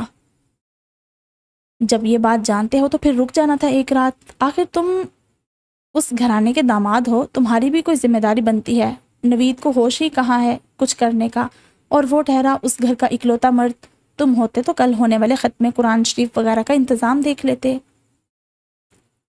اور وہ جو ہے میری ساس محترمہ، سراج الدین کے لہجے میں تنفر ہی تنفر تھا، ان کا مشہور زمانہ مقولہ ہے، شمشاد 100 مردوں پہ بھاری ہے۔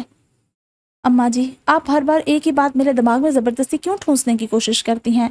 میں اس جگہ 2 منٹ سے زیادہ نہیں گزار سکتا، یہ 2 منٹ بھی میں نوید جیسے شریف اور بھلے انسان کی وجہ سے گزار لیتا ہوں، ورنہ پروین کی ماں جیسی عورتیں چند سیکنڈ بھی برداشت کرنے کے قابل نہیں ہیں۔ شرم کرو سراج الدین، تمہارا انداز بھی برا ہے، لہجہ بھی اور الفاظ بھی، میں نے تمہیں یہ تربیت نہیں دی۔ شوکت جہاں نے گھرکا تو وہ ذرا دھیمے ہوئے۔ یہ آپ کی تربیت ہی تو ہے کہ میرے دل میں جو بھی ہے میں اس عورت کے منہ پہ اس کا اظہار کرنے سے گریز کرتا ہوں۔ تمہیں دل بھی صاف رکھنا چاہیے، ایسا نہ ہو کہ یہ چیز تمہارے اور پروین کے تعلقات پہ اثر انداز ہو۔ اثر انداز تو ہوتی ہے، انہوں نے اعتراف کیا۔ پروین سے سچ برداشت نہیں ہوتا، اور اپنی ماں کے بارے میں تو بالکل بھی نہیں، حالانکہ اس سے زیادہ کون جانتا ہوگا ان کے بارے میں، اس کے باوجود بحث پہ اتر آتی ہے۔ اس کا مطلب یہ ہے کہ تم اس بیچاری کے سامنے بھی اپنے بیکار خیالات کا اظہار کرنے سے نہیں چوکتے۔ کیا گزرتی ہوگی اس پہ، کیسے سنتی ہوگی وہ؟ کوئی بیٹی اپنی ماں کے بارے میں یہ سب نہیں سن سکتی، کتنے بے حس انسان ہو تم۔ تمہیں ضرورت کیا ہے پروین کے سامنے اس کی ماں کی خامیاں نکالنے کی؟ تمہیں پروین سے مطلب ہونا چاہیے اس کی ماں کیسی ہے، اچھی یا بری، اس پر کڑ کڑ کے اپنا گھر کیوں خراب کرتے ہو؟ پروین ایک اچھی لڑکی ہے، سادہ دل ہے، معصوم ہے، تمہارا گھر بار، تمہارے بچے سب کچھ ذمہ داری سے سنبھال کر بیٹھی ہے، تمہاری ماں کی عزت کرتی ہے، اور تمہیں کیا چاہیے؟ بالکل یہی تو میں کہنا چاہ رہا ہوں، کچھ بھی نہیں اور کچھ بھی نہیں چاہیے مجھے، کوئی لمبی چوڑی رشتہ داریاں اور تعلق داریاں نہیں نبھانا مجھے۔ ابھی آپ نے خود کہا ہے کہ تمہیں صرف پروین سے مطلب ہونا چاہیے، تو میرا صرف اس سے واسطہ ہے، اس کے پورے خاندان سے تعلقات خوشگوار رکھنے کا میں نے ٹھیکہ نہیں لے رکھا۔ واہ کیا سی بات پکڑی ہے، تم تو میرے मुंह में हाथ दिए बैठे हो कि इधर मेरी जुबान फिसले, इधर तुम पकड़ो। शौकत जहां ने नाराज अंदाज में दाद दी। तुम कभी नहीं सुधर सकते। वो घुटनों पे हाथ रख के उठने लगी। मेरा ही दिमाग खराब है जो तुम पे सर खपाती हूँ। तो मैंने मना थोड़ी ही किया है अम्मा जी, आप बैठिए ना, कीजिए शौक से सर खपाई। सिराजुद्दीन के चेहरे पे मुस्कुराहट फैल गई। वो दोनों शानों से थाम के माँ को वापस अपने बेड पे बिठाने की कोशिश करने लगे। मैं सुधरूं या ना सुधरूं वो एक अलग मसला है, आप अपनी कोशिश जारी रखिए, ये आपका हक है और फ़र्ज़ भी। हाँ, ना हक अदा हो पाता है ना ही फ़र्ज़ पूरा कर पाती हूँ। वो बैठ गई मगर बदस्तूर खफा खफा सी थी। सिराज की मुस्कुराहट भी उन्हें मोम नहीं कर रही थी। बचपन से तू ऐसा है, ऐसा ही बहस करने वाला, अपनी मनमानी करने वाला, ज़िद्दी और गुस्ताख। अब खैर से बाल बच्चे वाला हो गया है, अब तो शर्म कर। अब भी यूं ही माँ से बहस करता रहता है। कल को तेरे बच्चे क्या खाक इज्जत करेंगे मेरी। उनका तर्ज तखातुब ये जाहिर कर रहा था कि ऊपर से वो भले खफा नज़र आ रही हों मगर अंदर से बेटे का लम्स पाते ही पिघल गई थी। उनके प्यार का अंदाज यही था कि वो सिराजुद्दीन को तुम कहने की बजाय तू कहकर पुकार रही थी। क्यों नहीं करेंगे, टांगे ना तोड़ के रख दूंगा मैं नालायकों की। जब बाप को मेरे साथ चौंचल लड़ाता देखेंगे तो खुद भी यही करेंगे। और बड़ा आया टांगे तोड़ने वाला मेरे पोतों की। टांगे तोड़वा के क्या कोई इज्जत करने लगता है? जब आप सब जानती हैं तो समझती क्यों नहीं? क्या मतलब? मतलब ये कि टांगे तोड़वाने के बाद वाकई कोई इज्जत नहीं करने लग जाता। ये वाहिद जज्बा है जो ज़बरदस्ती पैदा नहीं किया जा सकता। आप मुझे परवीन की माँ की इज्जत करने पे मजबूर नहीं कर सकती, इसलिए ऐसी कोशिश किया भी ना करें। शौकत जहां ने मज़ीद कुछ कहने का इरादा तर्क कर दिया। कभी कभी उन्हें अपने बेटे का मौक़िफ़ दुरुस्त लगता था। शमशाद जिस मिजाज और फितरत की औरत थी इसका अंदाज़ा उन्हें बखूबी था और आज उसका एक अफसोसनाक मुजाहरा वो देख भी चुकी थी। उन्हें भी कोई शौक़ नहीं था सिराजुद्दीन के दिल में शमशाद के लिए इज़्ज़त और एहतराम और प्यार मोहब्बत के जज्बात जगाने का। हाँ, मगर वो दिल से परवीन को पसंद ज़रूर करती थी और उसकी खुशी के लिए चाहती थी कि सिराज अपनी सोच कुछ तब्दील कर ले। अगर वो ये नहीं कर सकता तो कम अज़ कम इसका बेधड़क इजहार करने में ही मोहतात रहे। दुनियादारी के लिए ही कुछ लिहाज से काम ले, मगर वो इस पे भी तैयार न था। बड़ी खामोशी है आज घर में। इतवार का दिन था। 1:45 बजे असगर जागा और अंगड़ाइयाँ लेता कमरे से निकला। बत्ती गई हुई है। शमीम ने बुरा सा मुंह बना के इतला दी। तो क्या इस घर के बंदे भी बत्ती से चलने लगे हैं कि लाइट गई तो सारे ठुस। वो बड़ी सी जमाई लेकर सोफे पर ढेर हो गया। जाती सर्दियों के दिन थे, अब हीटर, स्वेटर और शॉल वगैरह की ज़रूरत तो महसूस नहीं होती थी, मगर पंखे के बगैर भी बआसानी गुजारा हो जाता था। इसीलिए सुबह से लाइट ना होने के बावजूद असगर की नींद में कोई खलल ना पड़ा था। रोशनी के लिए लाउंज के पर्दे हटा दिए गए थे। खिड़की के साथ रखे बड़े से तख्त पे नुसरत सब्जियों का ढेर फैलाए बैठी थी और शमीम पे ज़ार से शक्ल बनाए संडे मैगज़ीन में से अपनी दिलचस्पी की कोई चीज़ तलाश कर रही थी। बत्ती आ रही हो तो ज़रा रौनक रहती है, और कुछ नहीं तो शमीम का डेक ही बजता रहता है। टीवी पे भी शोर शराबा होता रहता है। फ्रिज की आवाज़, डीप फ्रीज़र की आवाज़। अब सवेरे से उल्लू बोल रहे हैं। नुसरत ने शमीम के बयान की वजाहत की। आज तो ऊपर भी बड़ी खामोशी है। असगर ने भाई भाभी के कमरे की जानिब इशारा किया। लैला मजनू सवेरे ही सवेरे सैर सपाटे करने निकल गए हैं। शमीम ने पहले से भी ज़्यादा बुरा मुंह बनाते हुए कहा। आखिर चढ़ी हुई है पिकनिक मनाने की। तैयार श्यार हो के, नया जोड़ा पहन के, मुंह लाल करके, हॉट पॉट में कबाब और तली मछली भरते हुए चमक चलो ने एक बार भी सास नंद को साथ ले जाने की सलाह नहीं दी। ना, हम इंसान नहीं, हमारा दिल नहीं करता बाहर जाने को, घूमने फिरने को। अम्मा ने तो अब्बा के दम पे ऐश कर लिए। मेरे बारे में किसी ने कभी नहीं सोचा। अभी मेरी उम्र ही क्या है, कौन सा मेरे सारे अरमान पूरे हो गए हैं। मेरा भी दिल करता है बाहर जाने को, मगर मेरी किस्मत में इस जेल में बैठ के टीवी देखना और गाने सुनना रह गया है। और एक वो हराफा है, कैसे ऐश कर रही है यहाँ आकर। ठाठ देखो ज़रा, एक से एक नया कपड़ा, सैर सपाटे, खाना पीना। उसको क्या इल्ज़ाम देना जब अपना सिक्का ही खोटा है। नुसरत ने आह भरी। अगरचे वो मुनज़्ज़ा पे दिल की भड़ास बाकायदगी से निकालती रहती थी, मगर दिल से ये भी जानती थी कि इसका कोई फ़ायदा नहीं। उसने मजहर को कोई ख़ास पट्टी नहीं बढ़ा रखी, बल्कि उसके हुस्न और इश्क ने ज़रूर उसके बेटे की आंखों पे पट्टी बांध रखी है। दिल ही दिल में वो पक्का इरादा किए बैठी थी कि असगर की दफ़ा वो ऐसी गलती नहीं करेंगी, ऐसी हुस्न बानों को हरगिज़ बहू ना बना के लाएंगी कि उसके आगे असगर को माँ बहन नज़र आना ही बंद हो जाए। वैसे भी उनके अलल्ले तलल्ले असगर की बदौलत ही चलते थे। मजहर को बाप की दुकानदारी नुमा कारोबार से कोई दिलचस्पी न थी। وہ اعلیٰ تعلیم یافتہ تھا اور ایک اچھی ملٹی نیشنل کمپنی میں اچھے عہدے پر تھا۔ وہ ہر ماہ کو اخراجات کے لیے معقول رقم ضرور دیتا تھا، مگر اس کی تنخواہ اتنی بھی نہیں تھی کہ بیوی اور بیٹی کے اخراجات کے بعد ان کی فرمائشیں پوری کرتا۔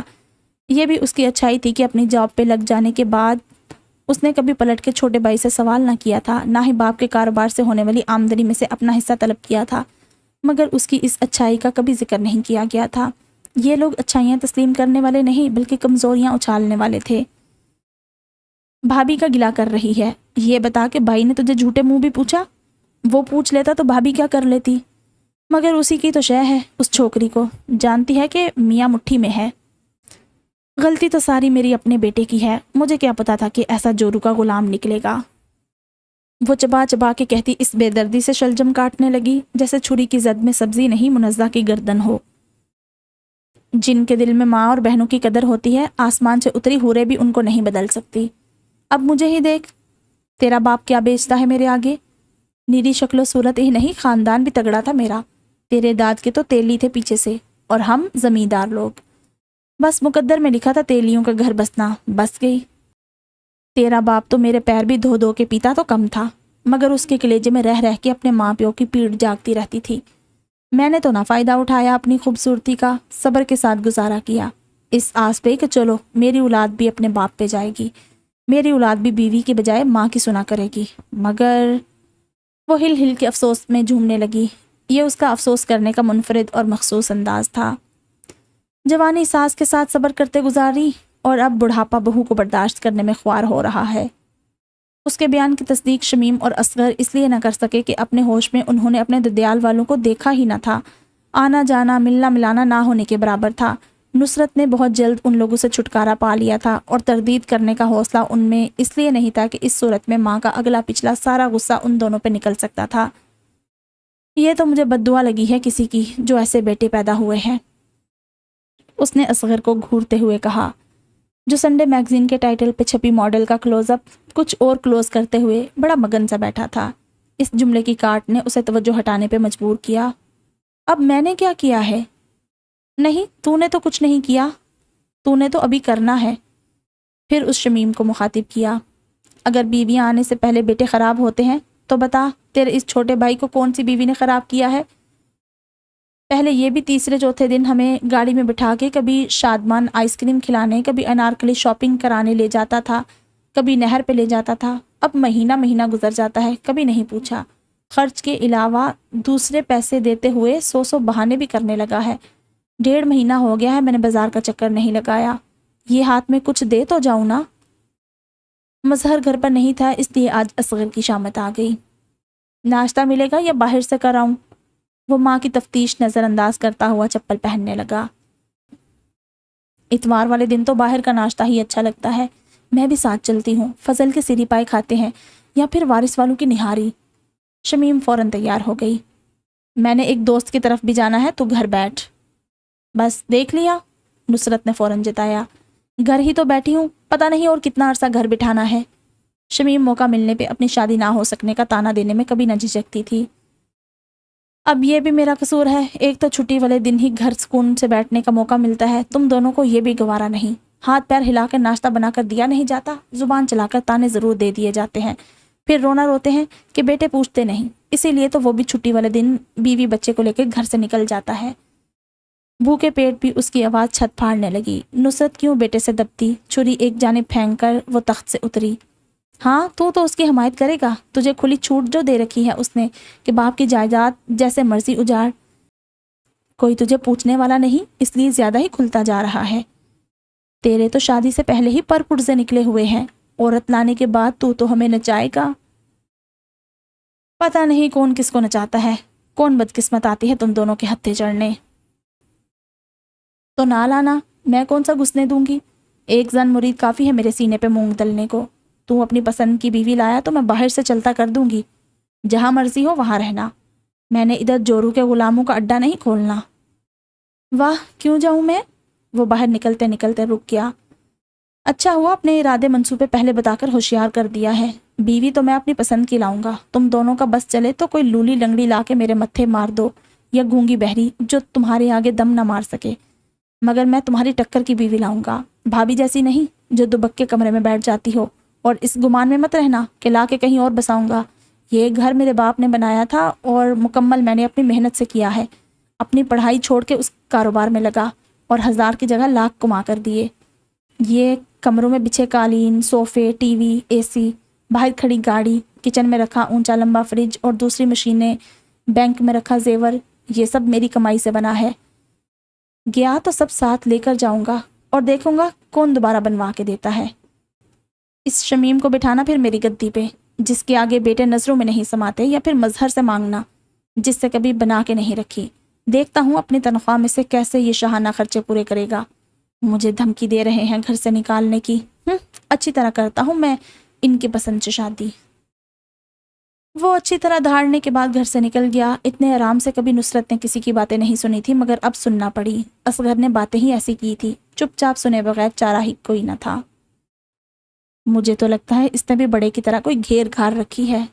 شمیم نے اپنا قیاس ظاہر کیا۔ ہائے میری قسمت، وہ ہاتھ ملتے ہوئے پھر سے جھومنے لگی۔ چل بھئی بچے، میں بھی تیری ماں ہوں، دیکھتی ہوں کون سی رضیہ سلطانہ بیاہ کے لاتا ہے تو۔ میری ٹکر کی لائے گا، دوسرے دن ہی ٹکر مار کے کونے نہ لگا دیا تو نصرت نام نہیں۔ بتی آ گئی، شمیم اچھل کے کھڑی ہوئی۔ ٹی وی لگا، شاید کوئی اچھی فلم آ رہی ہو۔ نصرت جو دوپٹہ گول کر کے آنکھوں پہ رگڑتے ہوئے آنسو نکالنے کی تگودوں میں مصروف تھی، فوراً سب بھول بھال گئی۔